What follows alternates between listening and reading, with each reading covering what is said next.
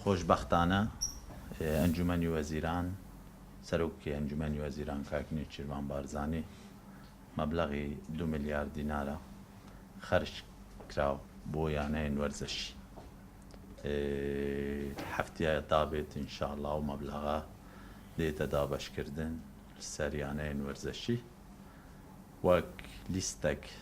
مە وەک ڕێبەبەریا گشتیا وەرزشی پێشوەختانە مە بۆ ئەنجومەنی وەزیران بلند کردبوو توێ لیستێدا ئەو یانەیەن وەرزشی پلانایە بە کوردستانێ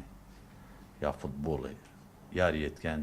مەبلەغێک مەدانە بوو و بێ جوداهێ ئەو یانە دیوەکێک وەرگرن یانەیە دیترژی مەبلەغێک مای بۆ دانای پێدەچێتە مەبلەغە بشێت بتە پاڵدەرێک هاوکاریەک بۆ یانەیەن وەرزشی و بشێن ماوەکێ کێم هاریکاریەک بۆ یانەیە و بۆ یاریزان و ڕاهێنەرێن یانێ کووە 5 ساڵە زیاترە هیچ بودجەیەک نەهاتیە تەرخانکردن بۆ یانەیەن وەرزشی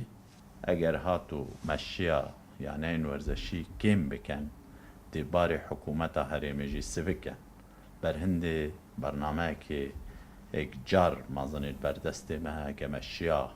وی بەرنامەی جێبەجێ بکەن و یانەیەن وەرزشی کێم بکەن